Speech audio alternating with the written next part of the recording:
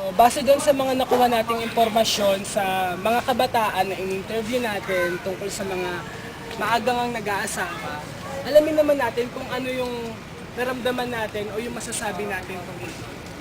So, meron ako mga questions na may mga guide questions ako na pwede natin gamitin para mas malinawan tayo sa pagsasagot ng mga gusto nating sabihin. So, yung una kong question, bakit ba maagang nakakapag-asawa yung mga kabataan? Hindi. Kasi parang yung, di ba sa pamilya may problema sila sa magulang. Siyempre parang gusto nilang takasan yun. Gets mo, yun. So, sa papaanong paraan kaya nila natatakasan yun? Sa Ay, mali. yung mga, gusto nilang yung mga happenings, yun. Tapos doon, nagkakaroon ng Doon Doon naman nag-uumpisa. usually, di ba? Doon naman nag-umpisa. Para sa akin, siya, sa environment na rin, sa ginagalawan na rin ng mga kabataan. Siyempre, di ba, pag mayroong, kumbaga, sa ngayon, madami nang nangyayari, parang natural na rin yun. So, yun. Kumbaga sinasabi mo, nasa part na rin ng culture nating mga Pilipino o mga kabataan na tumakas dun sa problema natin sa paraan ng happenings o pagpa-party na lang, gano'n. So, Joke na rin ng barkada kasi diba minsan kapag yung mga barkada mo nakikwento sa'yo na ganyan, parang ano kaya kung gawin ko kaya? Ano kaya pakiramdam? Parang curiosity. curiosity. Ako yung yung being alone, yung loneliness. Kasi pag minsan ikaw, maranasan mo yung minsan mag-isa ka lang, parang gusto mo ng karamay, tapos gusto mo na mag-settle down. Yun. Paano ba nagiging alone? Paano ba nasasabing alone o lonely yung isang kabataan? Ano ba mga factors na kino-consider? Tulad, for example, yung mga magulang mo, busy sa trabaho, ganyan. Wala nang oras mag-alaga sa'yo. Tapos, yung iba naman, ulila, wala ng mga magulang, yun. Kaya maaga silang nag-aasawa. Naiisip nila yun.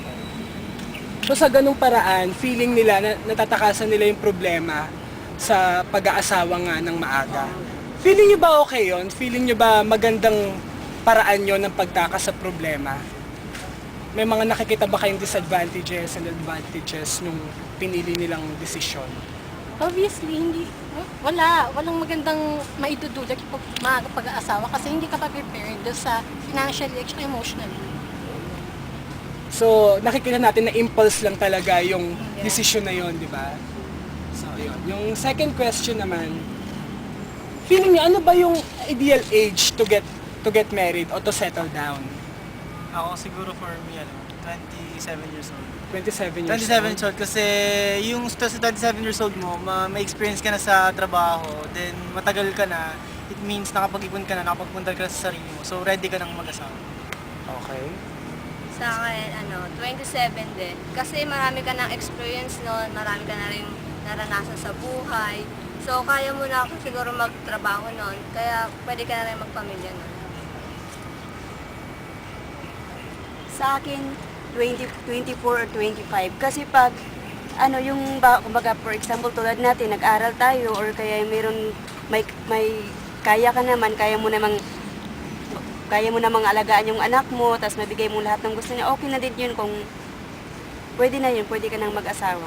At least, as long as yung happy ka yung single ka pa, yung naranasan mo lahat ng may experience sa buhay mo, yun pwede ka na ng 24 or 25.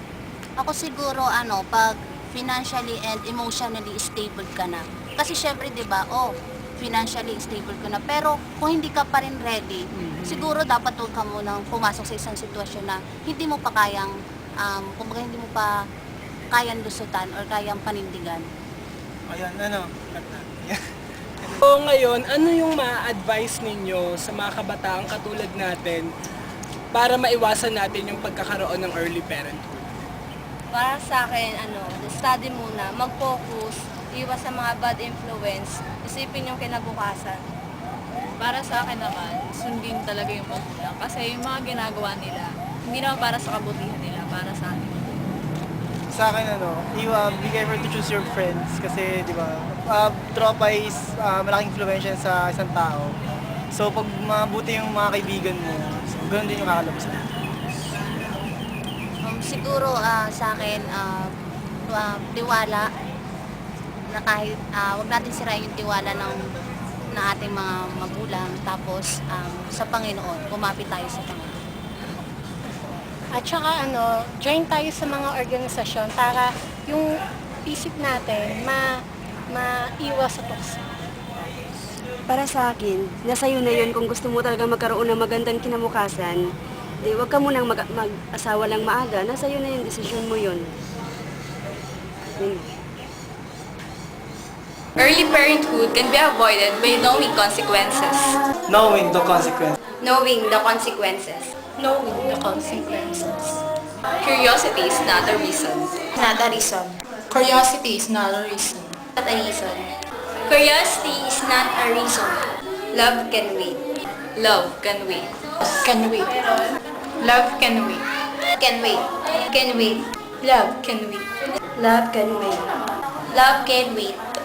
Think 100 times before you do it.